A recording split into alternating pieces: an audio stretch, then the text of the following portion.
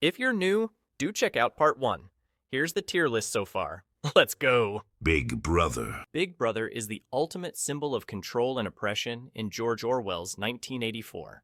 It's not a person, but the face of a totalitarian regime that dominates every aspect of life. The party uses constant surveillance, propaganda, and psychological manipulation to rewrite reality itself, ensuring that rebellion isn't just crushed, it's unthinkable. Winston Smith, the protagonist, dares to dream of freedom and rebellion. He falls in love, seeks truth, and temporarily believes he can escape the party's grip. But Big Brother's power is absolute. Through brutal re-education at the Ministry of Love, Winston is stripped of his individuality and broken. By the end, Winston doesn't just surrender, he genuinely loves Big Brother. Big Brother is always watching you. Ozymandias, Watchmen, or Adrian Veidt, also known as Ozymandias, is a billionaire genius with an ironclad belief in his mission to save humanity. During the Cold War, with the world teetering on the brink of nuclear annihilation, Veidt devises a shocking solution. He fabricates an alien invasion to force the nations of the world to unite against a common enemy. To achieve this, Ozymandias orchestrates the teleportation of a massive, genetically engineered alien creature into New York City, unleashing a psychic shockwave that kills millions. The tragedy convinces the world to set aside their differences and embrace peace. What makes Ozymandias so chilling is his absolute certainty in his morality. He believes the mass slaughter is a necessary sacrifice for the greater good. Even when the heroes confront him, he calmly reveals that his plan has already succeeded. There's no undoing it. His victory is not only complete but unpunished. By uniting humanity through fear, he achieves a fragile utopia at an unimaginable cost. The story forces us to grapple with a haunting question. Can such an evil act truly be justified if it saves the world? I did it 35 minutes ago. Yay! The Joker in Christopher Nolan's The Dark Knight, is a villain like no other. He doesn't seek money, power, or recognition. His only goal is chaos, proving that even the most virtuous people can be corrupted under the right circumstances. His ultimate target is Harvey Dent, Gotham's White Knight, a symbol of hope and justice. The Joker manipulates a series of events that destroy Dent's life. After the death of his fiancée Rachel and his disfigurement, Harvey becomes the vengeful Two-Face.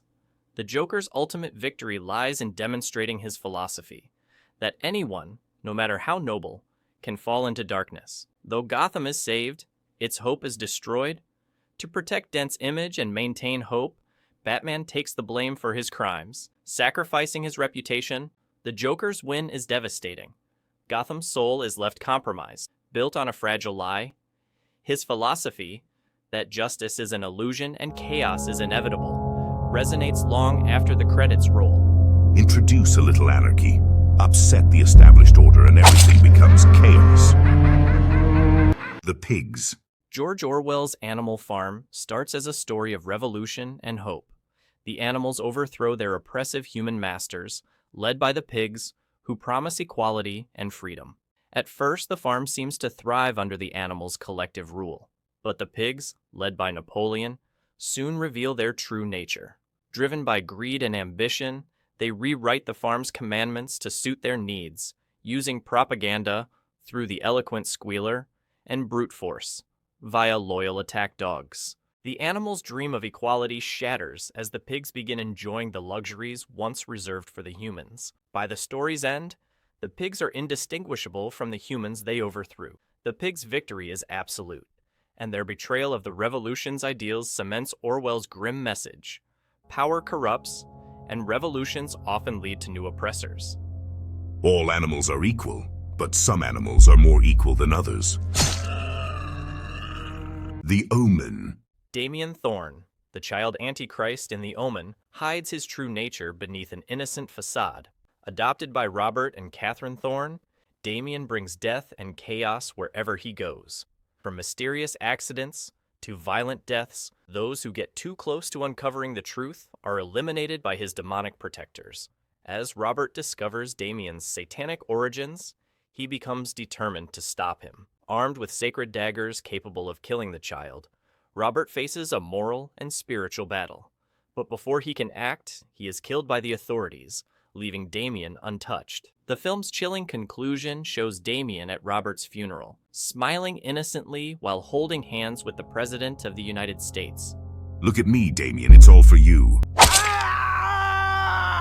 7. Seven, or John Doe, the antagonist in Seven, is a meticulous and horrifying serial killer. Each of his murders represents one of the 7 deadly sins, grotesquely designed to reflect humanity's moral failings. A glutton is forced to eat until his body gives out, while a greedy lawyer is made to carve a pound of flesh from his own body. Each victim is carefully chosen to fit Doe's twisted moral message. In the film's devastating climax, Doe reveals his ultimate plan. He has murdered Detective Mills's wife out of envy and placed her severed head in a box. This provokes Mills to shoot him, committing the sin of wrath and completing Doe's masterpiece. Doe's horrifying plan succeeds even in death. He forces Mills to lose control and proves that sin is inescapable. The ending leaves the audience shaken as Doe achieves his goal of exposing humanity's inherent flaws. Wanting people to listen? You can't just tap them on the shoulder anymore. You have to hit them with a sledgehammer. Nurse Ratched, the cold and calculating antagonist of One Flew Over the Cuckoo's Nest, wields her power through psychological manipulation and humiliation. As the head nurse of a psychiatric ward, she maintains control by exploiting the vulnerabilities of her patients. When Randall McMurphy arrives, he inspires the other patients to resist her oppressive rule. But Ratched is ruthless in maintaining her authority. She punishes McMurphy with electroshock therapy and ultimately has him lobotomized, reducing him to a shell of his former self. Ratched's victory isn't just over McMurphy, it's over hope itself. Her methods endure, representing the crushing power of institutional authority, designed to suppress individuality and rebellion. If Mr. McMurphy doesn't want to take his medication orally, I'm sure we can arrange that he can have it some other way. Homelander. Homelander, the twisted superhero in The Boys, is a chilling blend of absolute power and moral depravity. To the public, he's a patriotic icon, the ultimate hero protecting humanity. Behind the scenes, he's a narcissistic, sadistic tyrant. Homelander abuses his powers without consequence, killing and manipulating with impunity.